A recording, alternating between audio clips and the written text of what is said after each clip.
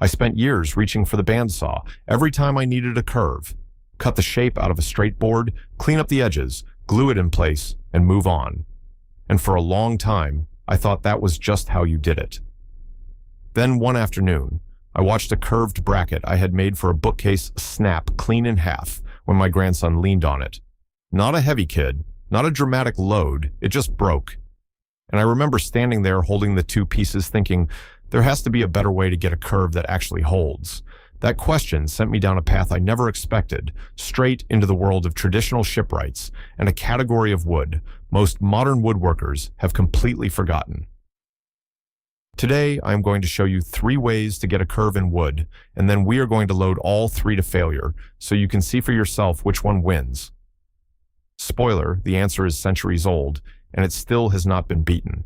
Plus, stick around to the end because I will show you a simple trick shipwrights used to read whether a curved piece of wood is truly as strong as it looks before they ever made a single cut.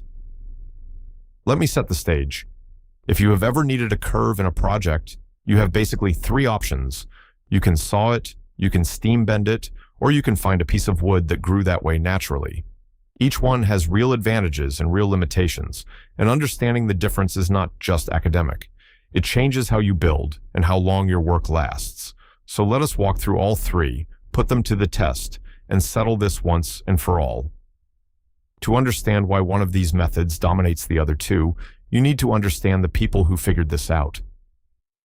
During the Age of Sail, roughly the 16th through the 19th centuries, European naval shipwrights faced a problem that would make any modern woodworker's head spin. They needed thousands upon thousands of curved structural members to build a single warship. A 74-gun ship of the line, one of the most common warships of the 18th century, required somewhere around 2,000 mature oak trees just for one vessel. And here is the part that stopped me cold when I first learned it. Well, over half of that timber, the majority of the entire ship, had to be curved. Not gently curved, dramatically curved. Futtocks forming the ribs of the hull, knees bracing the deck beams to the hull sides, breast hooks holding the bow together, stern posts and wing transom knees, all of it carrying enormous structural loads while the ship flexed and twisted in heavy seas. These shipwrights did not have the luxury of failure. A knee that cracked in a North Atlantic storm could mean the deck separating from the hull. So they studied wood the way a modern engineer studies steel, and they came to a conclusion that shaped centuries of shipbuilding. The strongest curve is one the tree already made. They called these pieces compass timber, and they were so valuable that entire forests across England and France were managed specifically to grow them. Trees were deliberately pruned and trained over decades, sometimes generations, to produce the exact curves the Navy would need half a century later. This was not folk wisdom. This was strategic military infrastructure, built on a deep, practical understanding of how wood actually works. And the core principle behind all of it is as true in your shop today as it was 300 years ago in a royal dockyard. The grain is everything. Let us start with the method most of us reach for first, the sawn curve. You take a straight board, draw your curve on it, and cut it out on the bandsaw or with a jigsaw. It is fast, it is easy, and you can get almost any shape you want from a single board. I have done this hundreds of times, and for lightweight decorative work, it can be perfectly fine. But here is the problem, and it is a serious one. When you saw a curve out of a straight board, the grain does not follow the curve. It cannot. The grain runs straight through the board because that is how the tree grew. So as your cut arcs away from the grain direction, you end up with what is called short grain, or grain runout, along the edges of your curve. In some places, the fibers are running right off the edge of the piece, sometimes at steep angles, and those short fibers are weak, dramatically weak. Think about snapping a stick. It breaks easily across the grain. That is exactly what is happening at the weak points of a sawn curve. The fibers are so short, they have almost no resistance to bending or shearing forces. The tighter your curve, the worse this problem gets. A gentle arc might have acceptable runout, but a tight curve, like a knee brace or a chair arm, can have spots where the effective grain length is less than half an inch. That is the piece I watched my grandson break.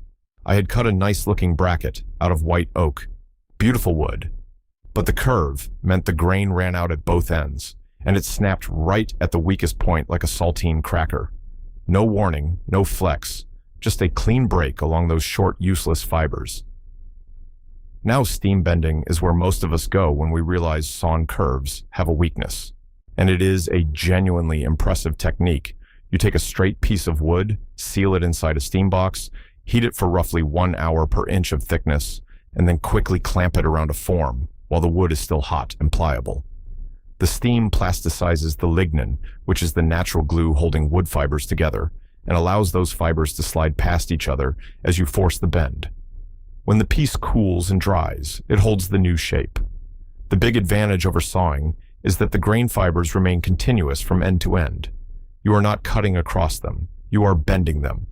That means a steam bent curve is significantly stronger than a sawn curve in most situations. I have steam bent white oak, red oak, ash, and hickory, and the results can be beautiful. But here is what the shipwrights knew that took me much longer to figure out. Steam bending is a compromise, not a solution. First, there is spring back.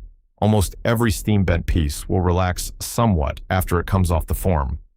Depending on the species, the grain characteristics, and the bend radius, you might lose 5 to 15% of your curve, so you have to overbend and hope you land close to where you need. Second, and this is the real issue, bending puts the outer fibers in tension and the inner fibers in compression. The outer fibers stretch. The inner fibers crumple.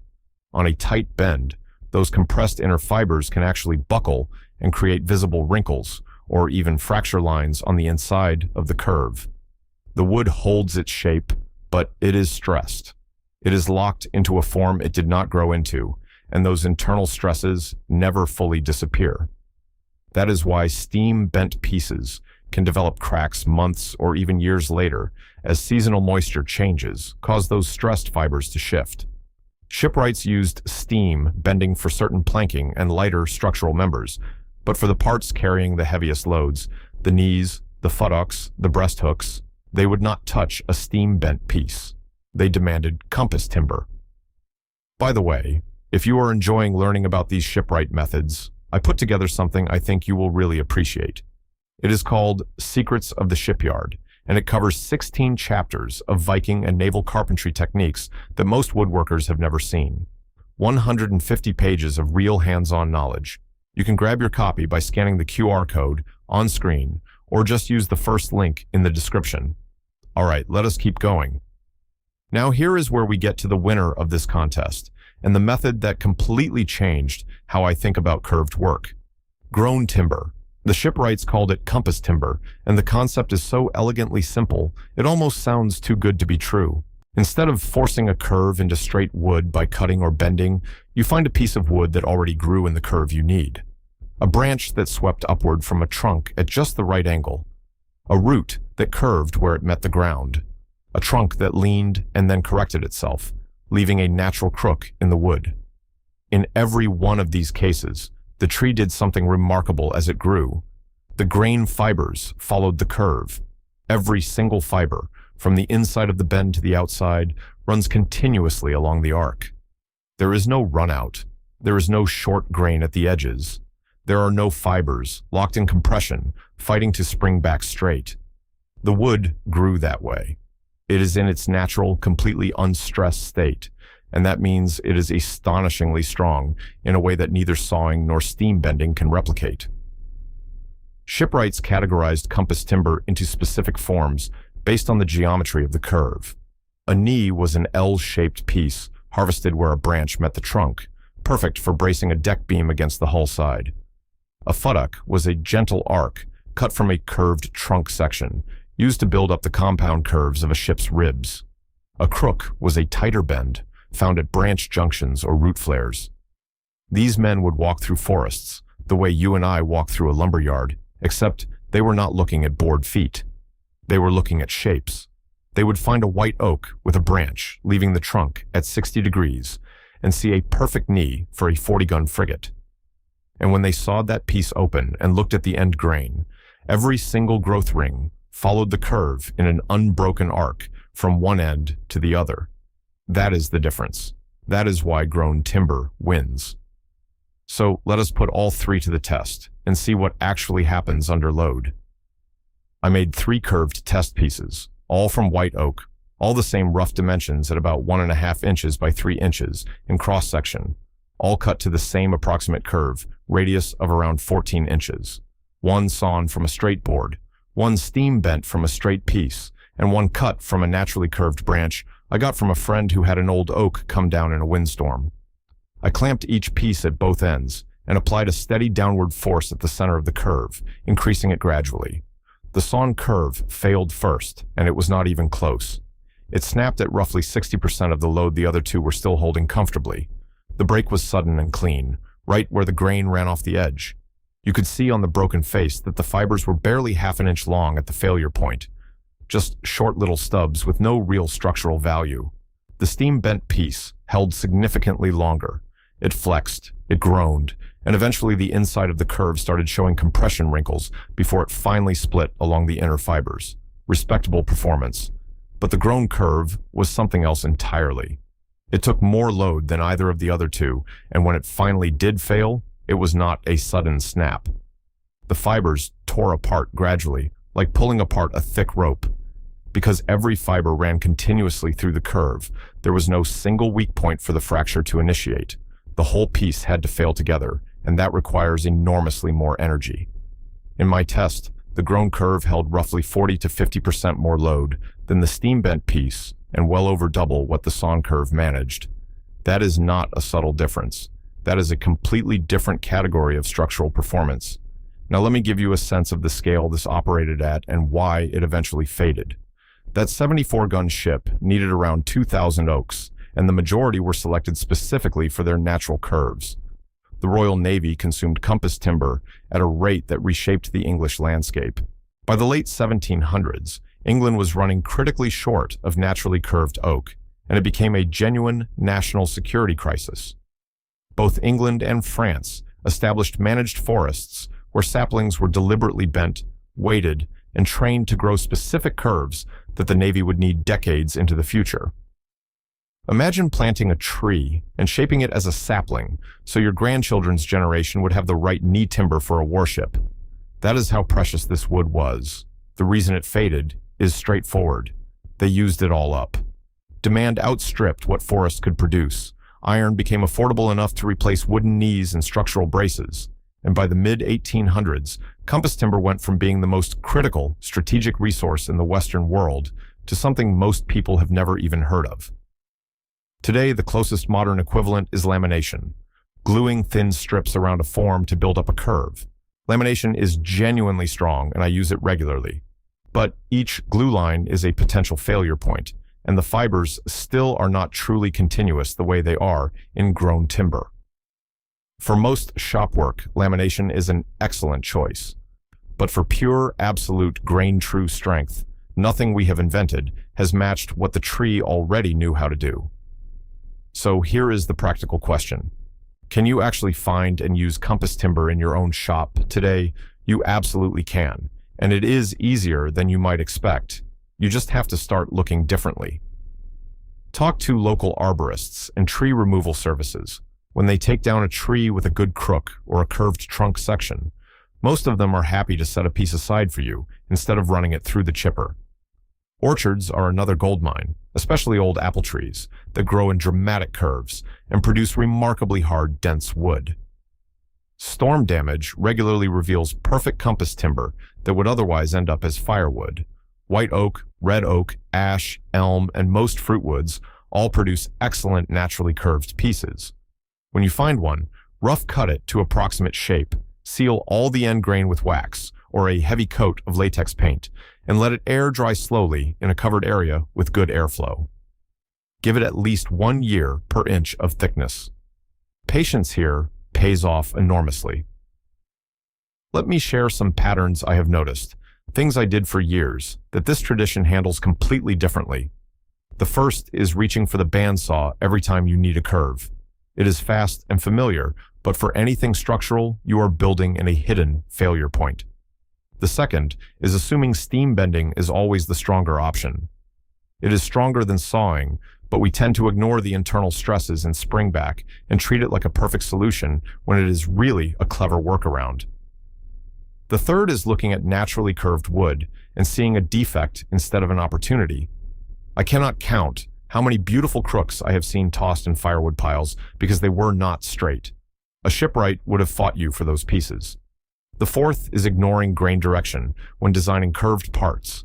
Most of us think about species and thickness and finish, but grain direction through a curve is the single biggest factor determining whether that part holds or fails. Now, for that bonus tip I promised at the beginning. This is how shipwrights confirmed that a piece of compass timber was truly grain true before they committed to shaping it. They would take a draw knife and shave a thin witness strip along the outside of the curve. Just a shallow pass, maybe a 1/16 of an inch deep, running the full length of the piece. Then they would examine both the shaving and the freshly exposed surface. If the grain fibers in that shaving ran continuously along the curve without diving into the wood or breaking off at the edges, the piece was sound. The grain was following the curve faithfully.